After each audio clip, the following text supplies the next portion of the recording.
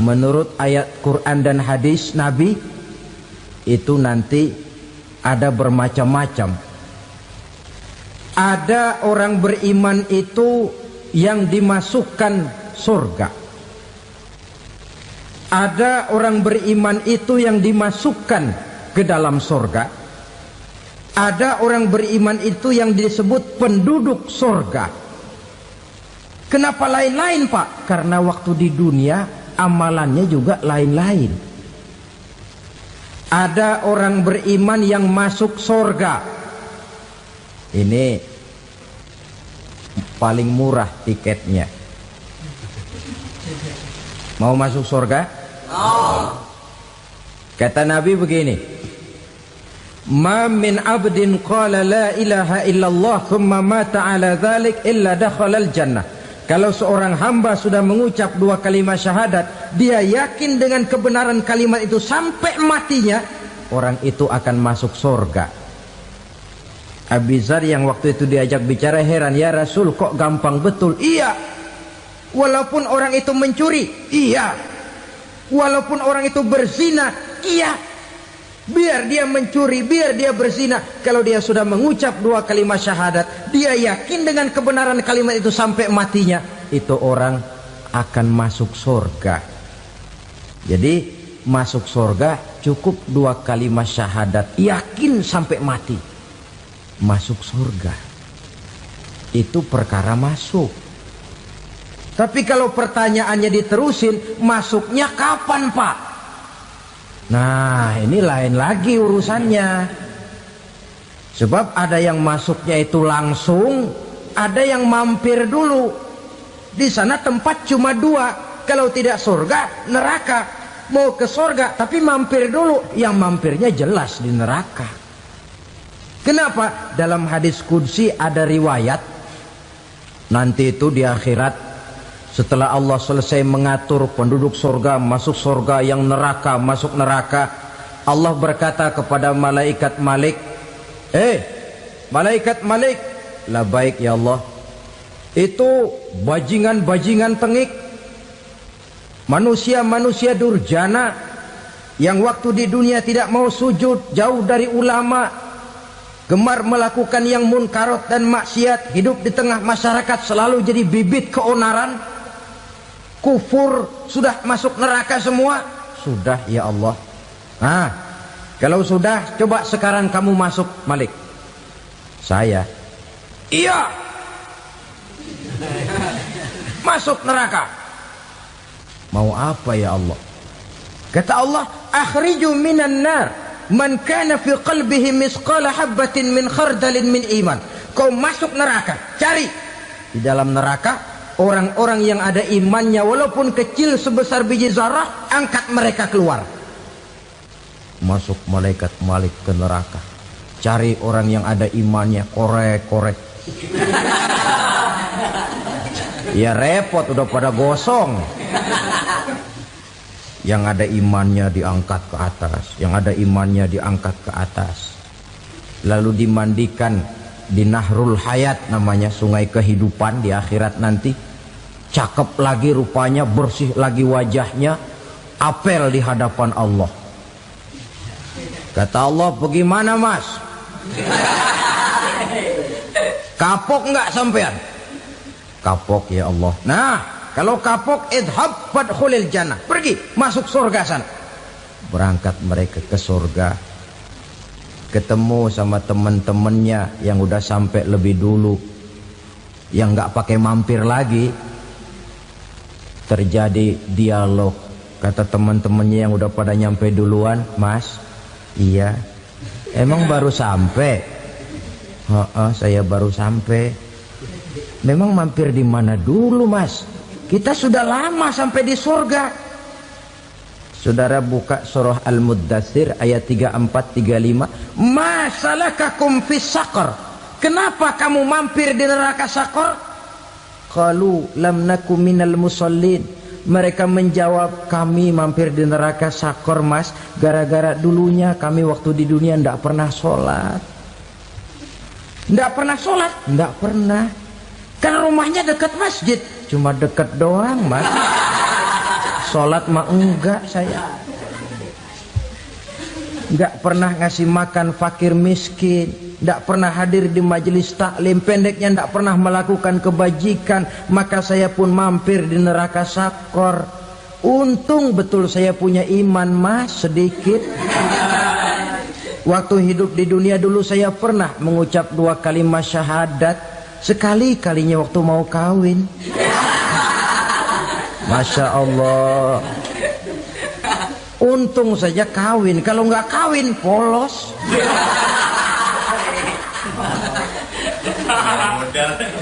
Itu juga pengulu sudah setengah mati ngajarin. Asyhadu alla, asyaduaan, asyaduaan.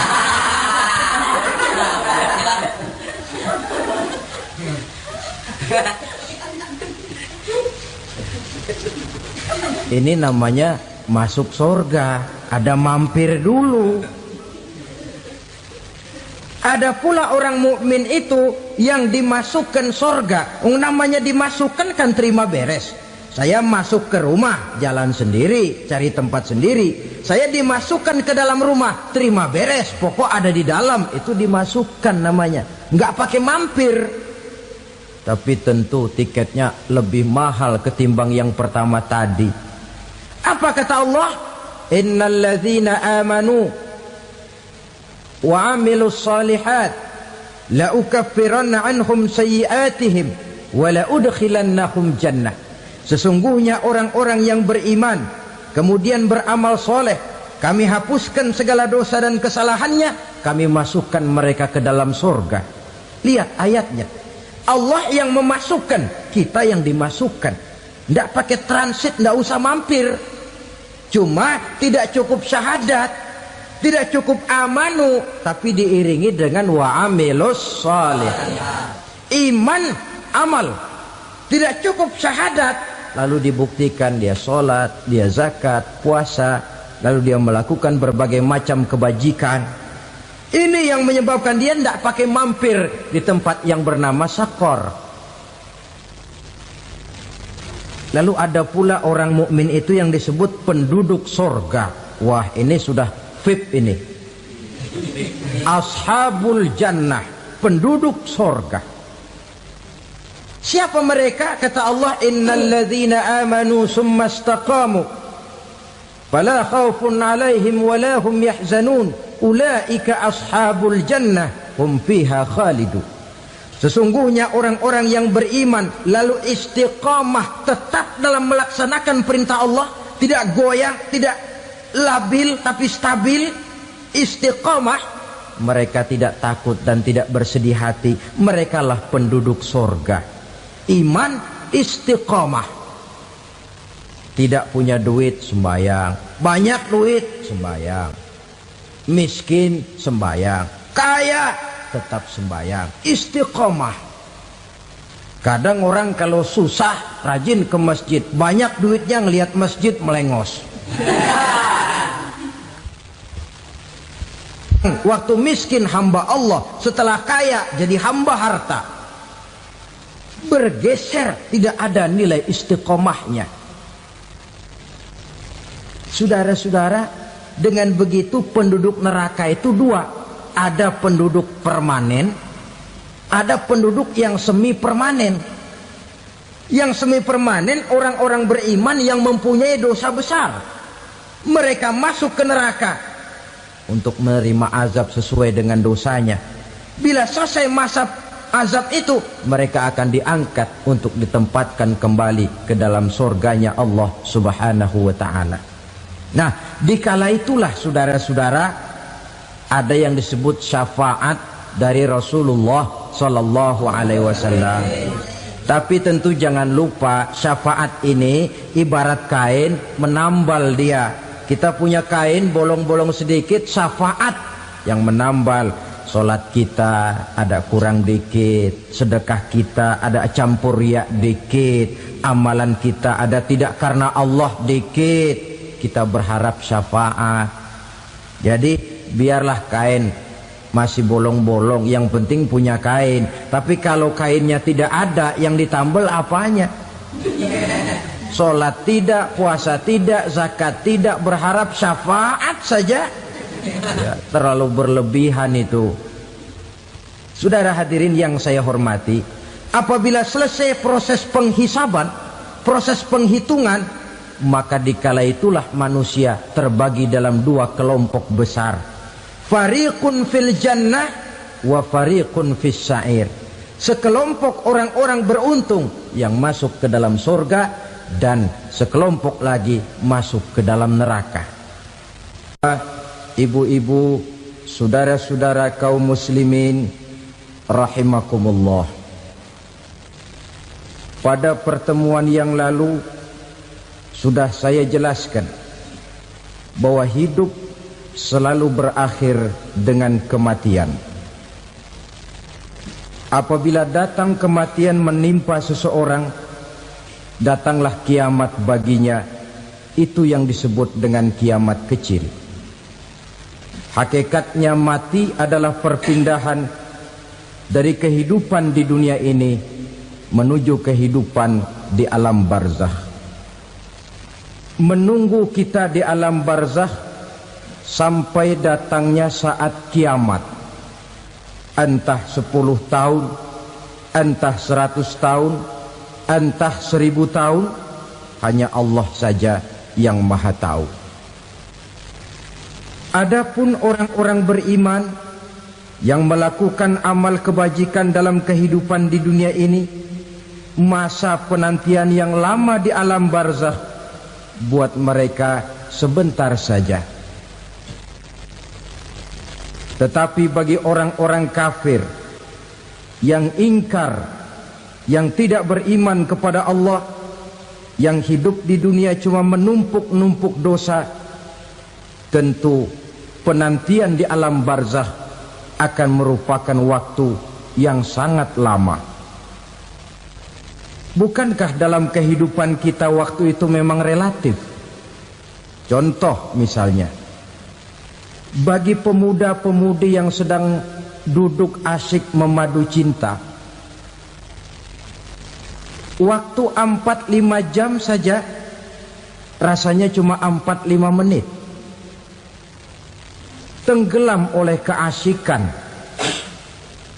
Tapi buat orang yang berbaring di rumah sakit, meratap di balik-balik apa itu tembok derita kata lagu, di balik dinding-dinding penjara, sehari bagai seminggu, seminggu rasa sebulan, sebulan boleh jadi rasa setahun. Penantian yang sangat lama. Kapan kiamat itu akan datang? Ini rahasia Allah. Jangankan kita yang orang awam, baginda Nabi sendiri tidak diberitahu oleh Allah kapan kiamat itu akan terjadi. Tetapi sungguh pun demikian, banyak hadis-hadis yang menjelaskan ciri atau tanda-tanda datangnya kiamat. Nah, kalau sudah bicara soal tanda, tanda kiamat itu ada dua. Pertama yang disebut alamatus sughra, tanda-tanda kecil. Ini waktunya masih ada tenggang. Ada yang dinamakan alamatul kubra, tanda-tanda besar. Artinya kiamat sudah diambang pintu. Apa tanda-tanda kecil dari datangnya hari kiamat itu? Misalnya kata Nabi, apabila ilmu sudah diangkat oleh Allah, artinya apabila ulama sudah banyak wafat, minat orang belajar agama berkurang, lalu kebodohan nampak merajalela di mana-mana, zina dikerjakan secara terbuka, minuman-minuman keras jadi kebanggaan, itu termasuk di antara tanda-tanda kecil terjadinya hari kiamat. Apalagi misalnya iza waladatil ammatu rabbataha, apabila budak sudah melahirkan tuan. Apa maksudnya? Ada yang mentafsirkan apabila anak sudah bisa membudaki orang tuanya. Orang tua yang melahirkan dia, yang membesarkan dia, demi setelah si anak besar jadi orang berpangkat, bertitel, berharta, berkedudukan, jadilah orang tua itu budaknya. Sehingga sering dibilang kalau orang tua kaya, anak jadi raja. Tapi kalau anak yang kaya, orang tua sering jadi budak.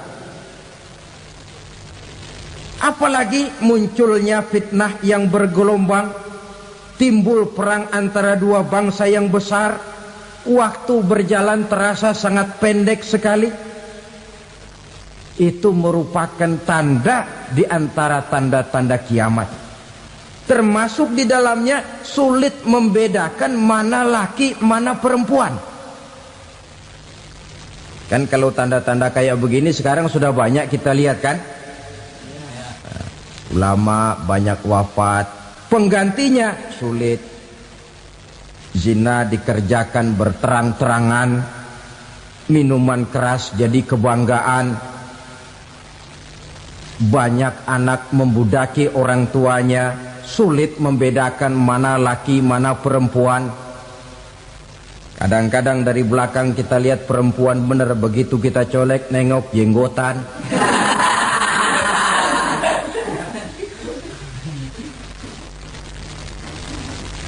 Ini termasuk tanda-tanda kecil. Masih ada tenggang sampai akan terjadinya kiamat itu. Nah, yang dimaksud dengan tanda-tanda besar, ini tanda besar artinya kiamat sudah diambang pintu. Pertama, matahari terbit dari sebelah barat. Apabila matahari sudah terbit dari arah sebelah barat, tertutuplah sudah pintu taubat. Bersabda Nabi kita, la taqumus sa'atu hatta tatlu'a syamsu min maghribiha.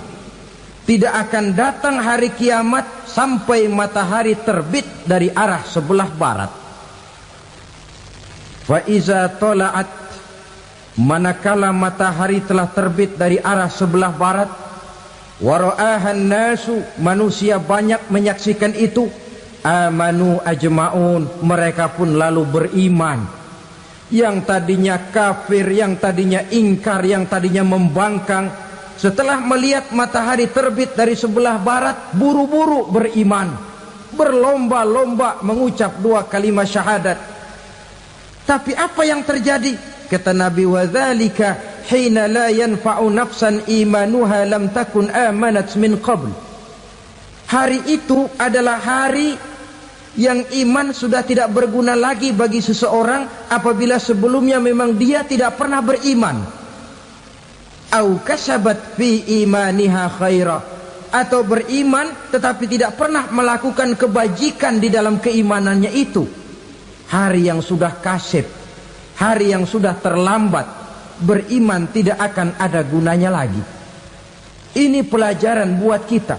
Sebelum sang surya terbit dari sebelah barat, sebelum nafas sampai di tenggorokan, artinya pintu taubat masih terbuka. Kalau dua hal itu sudah terwujud, nafas sudah sampai di kerongkongan atau matahari sudah terbit dari arah sebelah barat, tertutuplah sudah pintu taubat. Tak ada lagi gunanya pangkat, jabatan, harta, bahkan beriman pun dalam suasana macam itu. Too late, kata orang Kulon. Sudah terlambat. Matahari terbit dari arah sebelah barat. Itu tanda besar, artinya kiamat sudah diambang pintu. Lalu apalagi tanda besar? Munculnya Dajjal. Dajjal artinya pendusta-pendusta yang menyesatkan manusia. Ada dua macam Dajjal, saudara. Ada Dajjal kecil. Ini Dajjal kelas teri. Kalau ini sejak zaman Rasulullah sudah ada itu. Tiap zaman ada. Di zaman Rasulullah misalnya ada yang bernama Aswad al-Unsi dari Yaman. Ada yang namanya Musailamah Al-Kazzab dari Yamamah. Ada yang namanya Ibnu Sayyad dari Madinah. Ini dajjal-dajjal di zaman Rasul. Musailamatul Kazzab memproklamirkan diri jadi nabi dia. Di zaman Rasul masih hidup. Ini dajjal zaman Nabi. Di zaman sahabat muncul dajjal-dajjal. Di zaman kita sekarang ini dajjal-dajjal pun gentayangan. Dajjal-dajjal kelas teri. Kerjanya mendustakan manusia, menyesatkan manusia, memalingkan manusia dari jalan yang benar dan diridhoi oleh Allah Subhanahu wa taala. Adapun yang merupakan tanda besar dari datangnya kiamat, dajjal-dajjal kelas kakap. Pembohong-pembohong besar yang menyesatkan masyarakat manusia berpaling dari jalan Allah mengikuti jalan mereka. Apa sih ciri dajjal itu? Kata Nabi dalam hadis Bukhari Muslim, inna dajjala, sesungguhnya yang namanya dajjal itu yakhruju, satu saat akan muncul mendekati hari kiamat. Wa inna ma'ahu ma'an, si dajjal ini membawa air. Wa naran, dan juga membawa api. Dua simbol. Di tangan yang satu dia bawa air, di tangan yang satu dia bawa api. Wa ammal ladzi yarahu an-nasu ma'an fanarun, adapun yang orang banyak lihat air, hakikatnya adalah api. Yang dilihat api, hakikatnya adalah air. Oleh sebab itu, kalau api yang ditawarkan, ambillah air. Kalau air yang ditawarkan, pilihlah api. Maksudnya apa ini? Ini bahasa simbol, saudara-saudara. Dajjal bicaranya seolah-olah untuk kepentingan manusia. Menawarkan surga. Surga yang dia tawarkan hakikatnya neraka.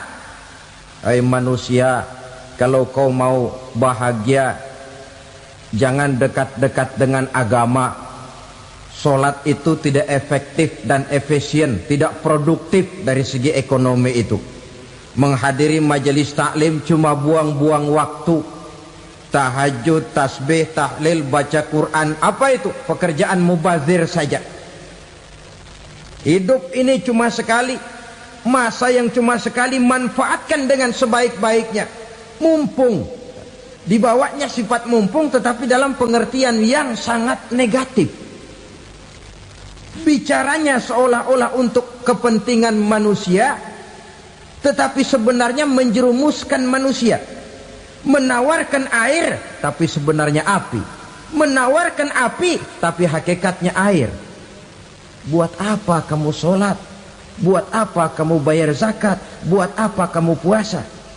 Surga yang dicanangkan dajjal hakikatnya neraka. Neraka yang digambarkan dajjal pada dasarnya adalah surga. Jadi memutarbalikkan fakta itu kerjaan dajjal. Yang hak jadi batil, yang batil dibilang hak, yang benar jadi salah, yang salah malah jadi benar. Tuntunan disuruh jadi tontonan, tontonan malah menjadi tuntunan. Itu pekerjaan dajjal profesinya. Zamannya Nabi Adam, dajjalnya kan iblis. Betul? Betul. Apa sih gang kerayuan iblis itu? Allah setelah menciptakan Nabi Adam kan bilang, Adam, kau dan istrimu Hawa tinggal di surga ini. Seluruh fasilitas yang ada di surga persilahkan kau nikmati. Satu yang tidak boleh, jangan coba-coba dekati pohon khuldi. Dekat saja jangan, apalagi sampai memetiknya. Datang dajjal yang namanya iblis ini. Adam, kamu tahu nggak kenapa tidak boleh makan buah khuldi? Ya nggak tahu, pokoknya saya dilarang. Bodoh kamu Dam. Khuldun artinya kekal. Kalau kamu makan itu buah, kau akan kekal di surga buat selamanya. Allah tidak kepengen, maka dilarang kamu makan buah khuldi. Kalau kau ingin kekal di surga Adam, makan saja. Saya bicara begini ini untuk kepentingan kamu Adam. Ini kan ciri-ciri Dajjal. Bicaranya sih seolah-olah untuk kepentingan Nabi Adam, hakikat sebenarnya menjerumuskan Nabi Adam supaya ingkar dan melanggar larangan dari Allah Subhanahu wa ta'ala. Jadi setelah muncul Dajjal, timbul kekacauan-kekacauan di masyarakat. Banyak yang terpengaruh, terpedaya dan terpesona. Termasuk mereka yang memproklamirkan diri jadi nabi, mereka yang memproklamirkan diri jadi rasul di zaman sesudah Rasulullah wafat. Itu adalah Dajjal.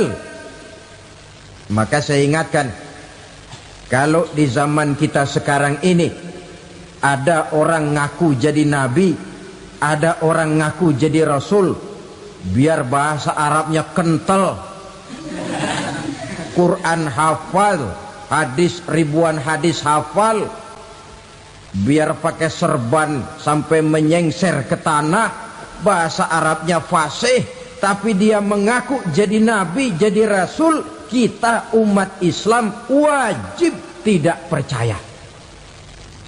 Wajib untuk tidak percaya. Itulah Dajjal zaman kita sekarang ini. Tidak mustahil mereka datang mempengaruhi orang awam supaya berpaling dari Rasulullah, mengikuti mereka. Nah, di akhir zaman nanti, mendekati hari kiamat, Dajjal ini muncul. Dajjal kelas kakap, menyesatkan masyarakat manusia untuk berpaling dari Islam, mengikuti seruan mereka. Apalagi di antara datangnya kiamat itu, tanda yang besar itu, turunnya Nabiullah Isa Al-Masih, putra Maryam. Menurut berbagai hadis yang sahih, Nabi Isa Al-Masih nanti akan turun lagi. Tidak membawa risalah yang baru, tapi meluruskan risalah Islam ini yang telah banyak ditinggalkan oleh masyarakat. Bahkan ada hadis menjelaskan beliau akan membunuh Nabi, mematahkan kayu-kayu salib, lalu melaksanakan haji dan umrah mengikuti syariat Nabi Muhammad, bukan membawa agama baru. Menjadi semacam mujaddid, reformer, menyelamatkan manusia dari bisikan Dajjal. Bahkan ada riwayat yang menjelaskan bahwa Nabi Isa berhasil mengalahkan Dajjal, mengembalikan masyarakat manusia kembali kepada ajaran Islam yang datang dari Allah, dibawa oleh Rasulullah sallallahu alaihi wasallam. Dengan kata lain, turunnya Nabi Isa bukan sebagai nabi dan rasul baru, tetapi mengikuti syariat Nabi kita Muhammad sallallahu alaihi wasallam. Saudara hadirin, ibu-ibu hadirat yang saya hormati, kemudian apalagi di antara tanda-tanda besar akan datangnya kiamat itu? Keluarnya asap atau awan. Kata Nabi, inna min asrati sa'ah dukhanan yamla'u ma bainal masyriqi wal maghrib. Di antara tanda-tanda kiamat, munculnya awan antara langit dan bumi. Ini pun diperkuat dalam surah Ad-Dukhan ayat 10. Fartaqib yauma ta'tis sama bidukhanin mubin fayughshan nas hadza azabun alim. Bagi orang-orang yang beriman, mereka biasa-biasa saja. Tapi bagi orang kufur, datangnya asap dan awan ini merupakan azab yang kelewat pedih. Barangkali sedikit mendekati gambaran tentang azab yang pedih ini, saya ingatkan alam pikiran kita kepada peristiwa yang belum lama terjadi. Pernah dengar berita bocornya reaktor nuklir di Chernobyl, Uni Soviet? Pernah dengar? Nah, bocornya reaktor nuklir di Chernobyl yang mengakibatkan ratusan bahkan sangat mungkin ribuan nyawa. Cuma satu reaktor. Bagaimana kalau seluruh cadangan nuklir yang dimiliki oleh para negara adikuasa ini diledakkan? Bahkan yang konon menurut catatan cadangan nuklir yang dimiliki bersama oleh Amerika dan Rusia sekarang ini sudah sanggup memusnahkan 6 miliar manusia, 1,5 kali lebih banyak dari jumlah manusia yang nongkrong di permukaan bumi ini. Saudara-saudara hadirin yang saya hormati, lalu saat mendekati hari kiamat, apalagi tandanya? Setelah Nabi Isa wafat, pada saat turunnya yang kedua kali, lalu Allah meniupkan angin sejuk. Semua orang-orang beriman, orang-orang baik wafat, sehingga penghuni bumi ini cuma tinggal lagi terdiri dari orang-orang kafir. Tidak ada lagi di bumi ini yang bisa mengucapkan Allah. Sehingga dalam hadis qudsi itu ada keterangan, innallaha azza wa jalla yaqulu li Israfil. Allah pernah pesan kepada malaikat Israfil, kata Allah, Israfil, idza sami'ta qailan yaqul Allah Allah fa akhirin nafakh 40 sanatan ikraman liqailiha. Hai Israfil, apabila kau dengar di permukaan bumi masih banyak orang yang mengucapkan Allah Allah, maka tunda sangkakala kiamat itu 40 tahun. Untuk apa? Ikraman liqailiha, menghormati orang yang mengucapkan Allah Allah itu. Wah, jadi karena sekarang masih banyak yang mengucapkan Allah, besar hatilah kita, masih jauh kiamat itu. Tapi jangan lupa, kiamat pribadi, kiamat kecil itu yang gak kita sangka-sangka. Ajal datang mencabut nyawa, itu kiamat pribadi, dan itu yang pasti kita hadapi, dan itu yang membuat kita tidak boleh bersikap main-main di dalam kehidupan sekarang ini. Saudara hadirin yang saya hormati, tidak ada lagi orang-orang muslim. Seluruh penduduk dunia ini kafir. Lalu terciptalah struktur sosial yang berlandaskan prinsip hidup semau gue. Bakal terjadilah prinsip di mana yang kaya menyantap yang miskin, yang kuat menindas yang lemah. Hidup sudah bagaikan di rimba belantara, berlaku hukum rimba, siapa yang kuat dia yang menang, siapa yang lemah menjadi mangsa. Timbul kekacauan, maksiat merajalela, munkarat menjadi-jadi, sehingga isi bumi ini penuh dengan segala macam perbuatan dosa. Tidak ada perlunya lagi alam diperpanjang temponya. Datang saat yang sudah dijanjikan oleh Allah Azza wa Jalla, maka terjadilah yang disebut kiamat kubra, kiamat besar, kiamat ancur-ancuran. Bagaimana kejadian ini dimulai? Dalam surah Az-Zumar ayat 68, Allah subhanahu wa ta'ala berfirman, wa nufikha fis suri fasa'iqa man fis samawati wa man fil ardi illa man sya'allahu. Maka manakala ditiuplah sangkakala, terkejutlah seluruh yang ada di langit dan seluruh yang ada di bumi.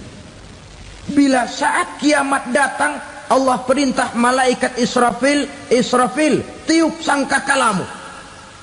Ditiuplah sangkakala oleh malaikat Israfil. Yang akibat daripada tiupan itu, seluruh yang ada di langit, seluruh yang ada di permukaan bumi terkejut. Yang ada di langit siapa? Malaikat kan. Bayangin aja kalau malaikat kaget, apalagi kita. Terkejut seluruh makhluk yang ada di bumi, yang ada di langit mendengar suara sangkakala itu. Bunyinya tidak sanggup kita bayangkan dahsyatnya. Ledakan nuklir, ledakan neutron, belum apa-apa ketimbang bunyi sangkakala malaikat Israfil ini. Nah, lalu mendengar bunyi sangkakala ini, gemparlah makhluk, kacaulah alam. Bumi gempa, planet-planet bertabrakan, gunung meletus, air laut tumpah ke darat, angin topan bertiup, halilintar menyambar. Lalu semua yang bernama hidup mati total. Mati bareng tanpa persiapan. La haula wala quwata illa billah. Saya kadang-kadang dalam tafakur bermohon, ya Allah, mudah-mudahan saya enggak nemuin kiamat beneran. Ngeri. Tidak bisa kita bayangkan macam apa suasana seperti itu. Allah saja banyak memberikan gambaran, misalnya Al-Qari'ah, wa mal qari'ah, wa ma adraka mal qari'ah. Kejadian yang menggemparkan. Tahukah kamu apa kejadian yang menggemparkan itu? Yauma yakunun nasu kal farasil mabsus wa takunul jibalu kal ihnil manfus. Pada saat itu manusia berterbangan bagai kupu-kupu, gunung berterbangan seperti kapas ditiup angin. Gunung saja macam kapas, konon lagi manusia. Kematian total, mulai semut sampai gajah mati, jin mati, iblis mati, malaikat mati. Malaikat saja mati. Saudara hadirin yang saya hormati, kematian total yang tanpa persiapan. Orang bilang, Pak, kalau mati bareng begitu yang repot malaikat maut dong ya. Cabut sana, cabut sini. Itu kalau menurut logika kita, mestinya begitu menurut logika. Tapi logika juga yang nggak perlu serepot itu. Sebab untuk mematikan listrik di wilayah DKI, di wilayah Jakarta, nggak perlu tiap rumah didatengin, matiin, ya lama. Cukup dari kantor pusatnya saja PLN tekan satu tombol, gelaplah seluruh Jakarta. Saudara hadirin yang saya hormati, kematian total. Lalu setelah kematian total, planet-planet juga mati, dalam arti tidak bergerak dan beredar. Angin mati, dalam arti tidak bertiup. Air mati, dalam arti tidak ada riak gelombang. Pokoknya semua mati. Kullu nafsin za'iqatul maut. Semua yang bernafas mati. Dalam ayat lain, kullu man 'alaiha fan. Semua yang ada di permukaan bumi fana. Yang kekal cuma Allah Subhanahu wa ta'ala. Yang paling belakang mati, malaikat maut dan malaikat Israfil. Tapi mati juga sesuai dengan janji Allah. 10 lamanya. Tidak dijelaskan oleh Abi Hurairah 40 jam, apa 40 hari, apa 40 tahun. Hadis-hadis cuma menyebutkan 40 saja. Sunyi alam, yang tinggal cuma Allah saja lagi. Ketika itu Allah berseru-seru, katanya, limanil mulkul yauma.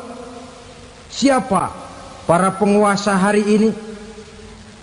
Mana itu raja-raja dan penguasa yang dulu mengaku jadi Tuhan? Fir'aun. Mana Fir'aun sekarang? Yang dulu jadi raja, merasa berhasil, sombong, lalu tidak mau turun-turun dari kekuasaannya, sampai kepada puncak kekurang ajarannya mengangkat diri jadi Tuhan. Mana itu Fir'aun? Namrus. Mana sekarang Namrus? La ilaha illa ana. Ternyata tidak ada Tuhan lain selain daripada aku, kata Allah. Proses kemudian, saudara-saudara, turunlah hujan dari langit. 40 lamanya hujan itu. Tidak jelas juga 40 jam apa 40 hari. Setelah air turun membasahi, datanglah tiupan sangkakala yang kedua. Semua yang bernama mati bangkit dari kuburnya masing-masing. Ini yang disebut Yaumul Ba'thi, hari kebangkitan. Allahu Akbar. Pada saat kita bangkit dari kubur kita masing-masing, kumpul di padang mahsyar namanya. Bayangin aja, saya sendiri nggak sanggup bayangin.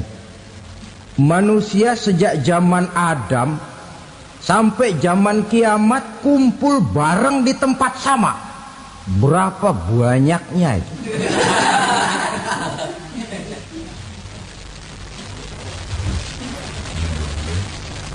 Dan yang luar biasa menurut satu riwayat, pada saat bangkit itu, Masya Allah, roman muka kita berubah,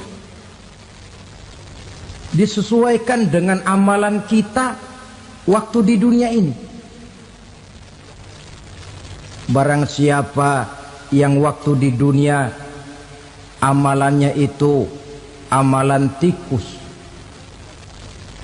di akhirat nanti dia bangkit dari kubur, mukanya seperti muka tikus.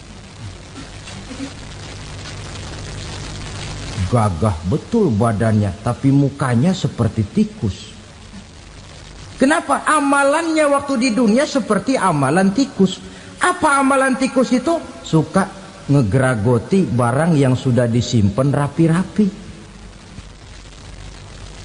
Orang sudah simpan uang rapi-rapi, simpan perhiasan rapi-rapi, digeragoti oleh tikus. Maling-maling, pencoleng-pencoleng, koruptor-koruptor. Itu nanti di akhirat nanti kita lihat mukanya seperti muka tikus. Oh ini waktu di dunia suka nyolong, mukanya seperti muka tikus. Barang siapa yang waktu di dunia ini amalannya itu amalan macan, dia akan bangkit nanti mukanya seperti muka macan. Apa amalan macan? Macan itu amalannya menang-menangan. Orang yang mau menang saja nggak mau mengalah. Coba lihat di hutan. Kenal hutan nggak? Di hutan, raja hutan di mana-mana pasti macan. Betul kan? Betul. Padahal hutan belum pernah bikin pemilihan umum.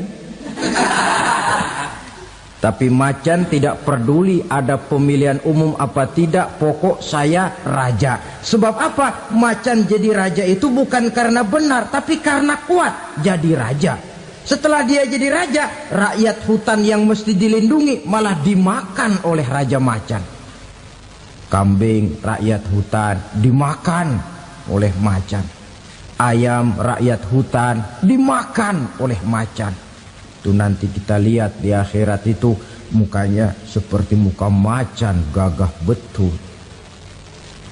Lalu barang siapa yang di dunia ini amalannya itu seperti amalan anjing, nanti dia punya muka seperti muka anjing. Apa amalan anjing? Pertama, anjing itu kalau disuruh jaga rumah, dia tidak bisa membedakan mana maling, mana tamu. Biar yang datang maling, kalau bawa tulang, anjing kalem. Yang kedua, anjing itu akan setia kepada siapa saja yang memberinya roti. Siapa yang memberinya roti, itulah majikannya. Apa kata majikannya, pasti dia laksanakan. Soal benar atau salah, dia tidak peduli. Setelah anjing dapat roti, dia tidak punya pilihan lain kecuali bilang, abdi mah kumaha juragan wae ayeuna mah.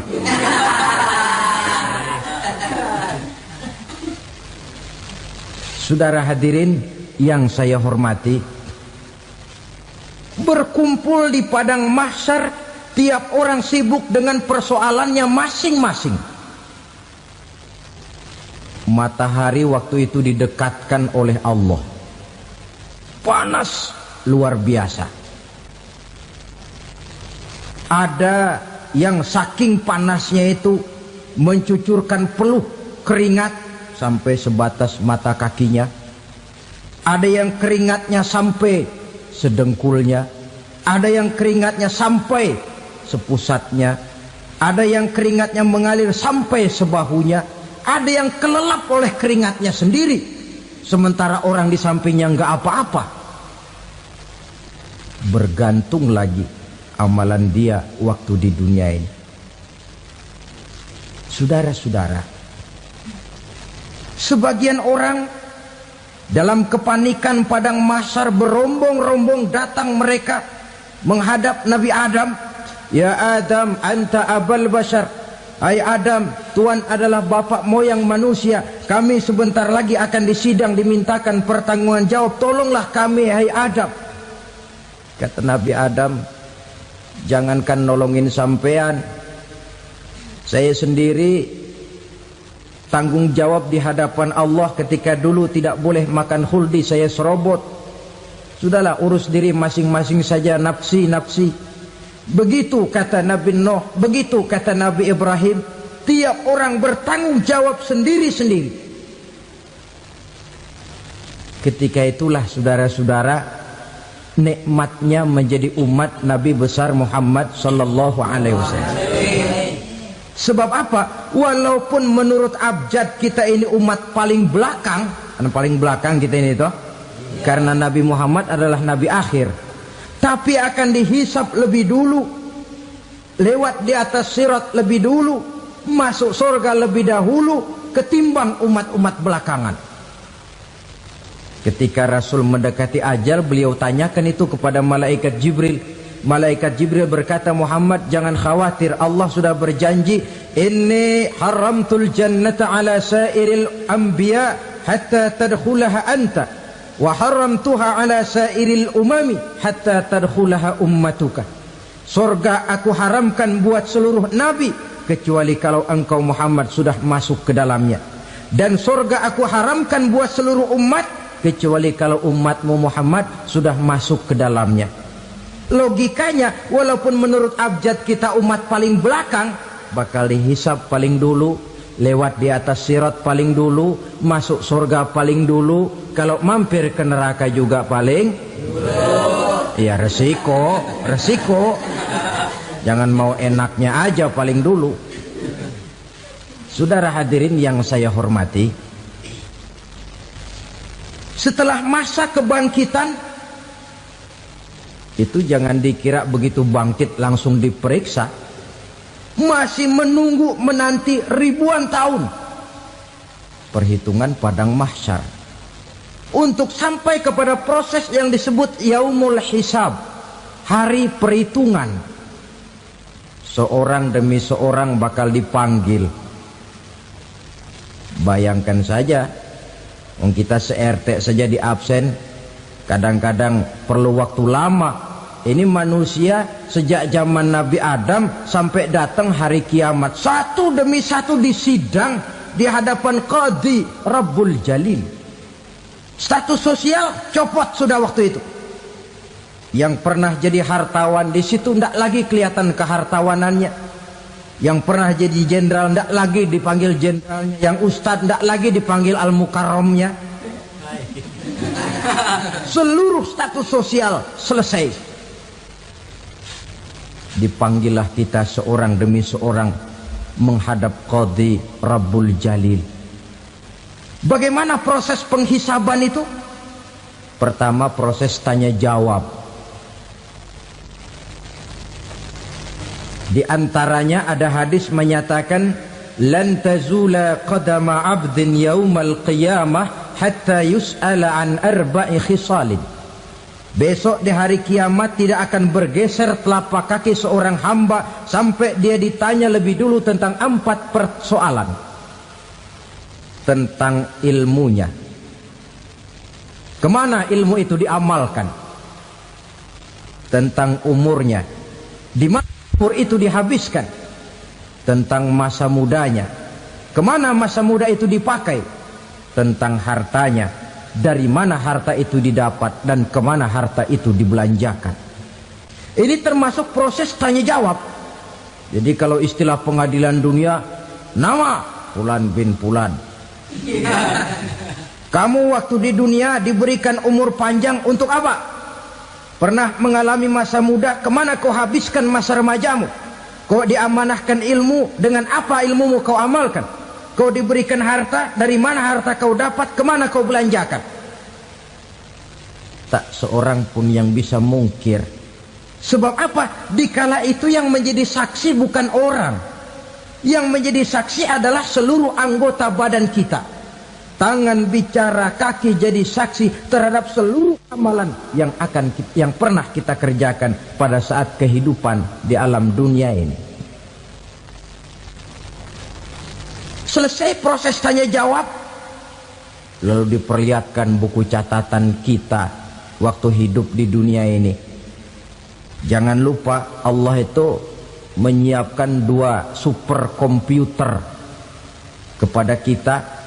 Sebelah ditempelin sebelah kanan, yang sebelah tempelin di sebelah kiri. Komputer itu namanya Raqib dan Atid. 2 malaikat yang apabila baik kita lakukan, refleks saja akan menulis kebajikan kita. Jahat kita kerjakan akan tertulis. Catatan itu nanti diperlihatkan kepada kita. Waduh, alangkah malunya pada saat diperlihatkan catatan kita, buku rapot kita merah melulu. Barangkali diperiksa sambil diomelin, brengsek lo. Buku merah melulu begini, bagaimana waktu hidup di dunia? Tidak cukup diperlihatkan buku catatan kehidupan, rekaman kehidupan. Rekaman kehidupan kita secara utuh sejak terlahir sampai ajal datang merenggut nyawa. Barangkali mirip dengan video sekarang ini, di mana terekam dengan baik seluruh kegiatan kita, sejak yang sekecil-kecilnya sampai kepada yang sebesar-besarnya. Untuk kemudian kita pun menerima balasan. In khairan fa khairun wa in syarran fa syarrun. Kalau baik ya baik balasannya, kalau jahat ya jahat juga balasannya. Catatan-catatan kita diberikan. Kalau banyak kebajikannya diberikan di tangan kanan dengan cara yang halus. Kalau banyak kejahatannya diberikan dari sebelah kiri atau dilempar dari belakang. Itulah sebabnya sejak di dunia ini kita sudah mohon kepada Allah. Ketika berwudu membasuh tangan kanan, apa kita bilang? Allahumma a'tini kitabi biyamini wa hasibni hisaban yasira. Ya Allah, berikan saya kitab di tangan kanan, dan kalau saya memang perlu dihisap, hisaplah saya yang seringan-ringannya. Tangan kiri berlindung kita kepada Allah, jangan sampai diberikan kitab di tangan kiri atau dari arah sebelah belakang. Wa a'udzubika an tu'tiya kitabi bishimali aw min wara'i zuhri, dari arah sebelah belakang. Na'udzubillah min dzalik. Setelah selesai lewat proses penghisaban, lewat mizan, timbangan, maka yang sudah selesai dihisab itu bergeraklah menuju sirat, jembatan yang terbentang menuju surga melalui neraka. Saudara-saudara, panjangnya perjalanan sirat itu memakan waktu ratusan tahun. Tetapi orang yang lewat di atas sirat pun macam-macam, bergantung amalannya ketika di dunia ini. Ada yang lewat di atas sirat itu kal barkil khatib, seperti kilat yang menyambar, lep, sudah sampai dia di surga. Cepat bukan main. Ada yang lewat di atas sirat itu seperti orang lari-lari. Ada yang lewat di atas sirat itu seperti orang jalan biasa. Ada yang sambil merangkak, ada yang sambil ngesor, ada yang sambil gelayutan, ada yang selamat sampai ke ujung ke surga, ada yang tergelincir jatuh masuk ke dalam neraka, bergantung amalannya dalam kehidupan di dunia sekarang ini. Tiap kita akan melewati yang namanya sirat ini. Saudara-saudara kaum muslimin yang saya hormati, dengan demikian mereka yang selamat melalui sirat sampai ke terminal akhir surga, mereka yang ketika dihisab ternyata banyak kejahatannya daripada kebaikannya, mereka singgah di dalam neraka. Nah, adapun orang-orang yang beriman menurut ayat Quran dan hadis Nabi itu nanti ada bermacam-macam. Ada orang beriman itu yang dimasukkan surga. Ada orang beriman itu yang dimasukkan ke dalam surga. Ada orang beriman itu yang disebut penduduk surga. Kenapa lain-lain, Pak? Karena waktu di dunia amalannya juga lain-lain. Ada orang beriman yang masuk surga. Ini paling murah tiketnya. Mau masuk surga? Kata Nabi begini, ma min abdin qala la ilaha illallah thumma mata ala dhalik illa dakhalal jannah. Kalau seorang hamba sudah mengucap dua kalimat syahadat, dia yakin dengan kebenaran kalimat itu sampai matinya, orang itu akan masuk surga. Abi Dzar yang waktu itu diajak bicara heran, ya Rasul kok gampang betul? Iya, walaupun orang itu mencuri, iya, walaupun orang itu berzina, iya. Biar dia mencuri, biar dia berzina, kalau dia sudah mengucap dua kalimat syahadat, dia yakin dengan kebenaran kalimat itu sampai matinya, itu orang akan masuk surga. Jadi masuk surga cukup dua kalimat syahadat, yakin sampai mati, masuk surga. Itu perkara masuk. Tapi kalau pertanyaannya diterusin, masuknya kapan, Pak? Nah, ini lain lagi urusannya. Sebab ada yang masuknya itu langsung, ada yang mampir dulu.